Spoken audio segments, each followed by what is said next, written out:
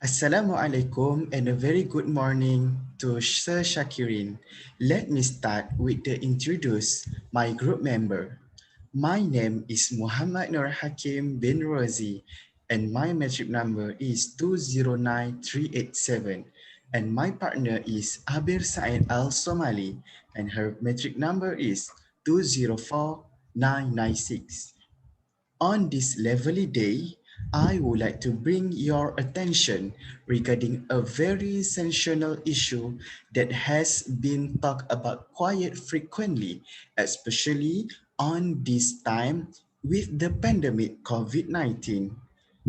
Ladies and gentlemen, on this video, I would like to address you all regarding about mental health among the students.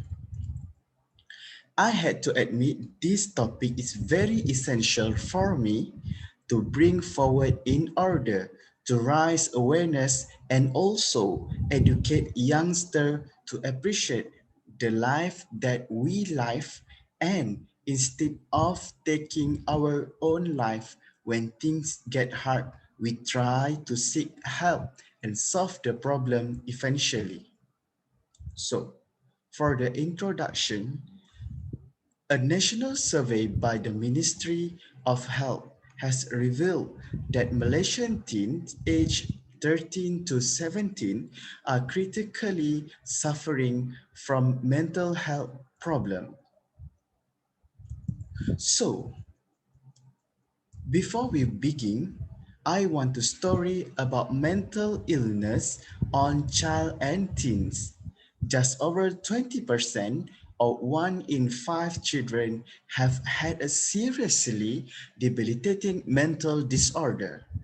Seven half of all chronic mental illness begins by age 14 and third quarters begin by age 24.8. What is a mental illness? So, mental illnesses are conditions that affect a person's thinking, feeling, mood, or behavior, such as depression, anxiety, bipolar disorder, or schizophrenia, such as may be occasional or long-lasting and affect some's ability to relate to others and function each day. What is mental illness? Mental illness includes our emotional, psychological, and social well-being. It affects how we think, feel, and action. It also helps determine how we handle stress related to others and make healthy choice. Mental health is important at every stage of life, from childhood and adolescence through to adulthood. Although the terms are often used interchangeably, poor mental health and mental illness are not the same things. A person can experience poor mental health and not be diagnosed with a mental illness. Likewise, a person diagnosed with a mental illness can experience periods of physical, mental, and social being. Mental and physical health are equally important components of overall health. Mental illness, especially depression, increases the risk for many types of physical health problems, particularly long-lasting conditions like stroke, type 2 diabetes, and mental and heart disease. Similarly, the presence of chronic condition can increase the risk for mental illness. So, I will pass to Abeer to continue this presentation. Thank you. Hi everyone.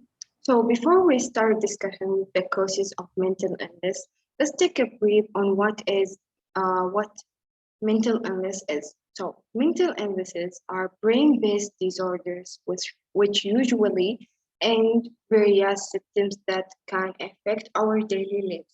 So it can affect working and personal relationship. So medication and counseling or both can help you manage mental illness. However, the more risk factor you have, the more likely you are to develop a mental illness. Most mental illnesses don't have a single cause. Instead, they have a variety of causes called risk factor. So let's ta- uh, let's see some example of risk factor. First, genetic. Mental illness often runs in a family, and it can be developed from generation to generation. Second, the environment. Things like living in a bereaved or having an abusive family put a lot of stress in your brain and often triggered mental illness. So, living in a stressful environment can make you more likely to develop mental illness. The third risk factor is a childhood trauma. That mean even if you are not longer in a stressful environment, things that happen as a child can have an impact later in a life. Fourth, stressful environment like losing a loved one or being in a car accident. Fifth, unhealthy habits like not getting enough sleep or not eating well. Last factor is drugs and alcohol. Abusing drugs and alcohol can trigger a mental illness. It can also make it harder to recover. So let's move to the next slide. We can state mental health problem among students in five main problems: depression, anxiety, addiction, eating disorder, and suicide. According to many research and several around the world, it showed that attending college can be a stressful time for many students, in addition to coping with the academic pressure. Some students also have to deal with the stressful tasks of, of separation and individuation from their family, while some may have to attend to numerous work or family responsibility. Students are showing great level of stress, anxiety, depression, eating disorder, or poor sleep than any time in our nation history. But mood disturbances like depression and anxiety represent only some of prevalent mental health issues experienced by students. Other including serious problems like suicide, eating disorder, and addiction. In addition, mental health professionals stress an importance of talking about such issue, but students tend to consider that stress a normal part of college life. In other cases, they may lack the time, energy, will, or being or money to seek the support they need. Next, so these things can do to improve your mental health. First, value yourself. Treat yourself with a kindness and respect, and avoid self-criticism. Second, take care of your body. Take care of yourself physically can improve your mental health. Third, surround yourself with motivated people. Fourth, learn how to deal with stress. Five, quiet your mind. And last, avoid alcohol and drugs. At the end of our presentation, I would like to say that young people often refuse to admit that they suffer from a disorder or look for help, partly due to insufficient knowledge and partly because of fear of negative reaction from their parents. The truth is that among students, anxiety, depression, and eating disorder are extremely common. According to mental health research conducted by NAMI, 1 in 4 students has diagnosable mental illness. The root of problem is considering the symptoms to be normal. Feeling constantly tired, headache, mood swings, or insomnia are common signs that something wrong is going on, and it cannot be ignored. So, opening up with a friend or family, or even consulting an online form may bring you a huge relief. We always take care of our body, but we forget to take care of our soul. It is extremely important to take some time off every once in a while to unwind.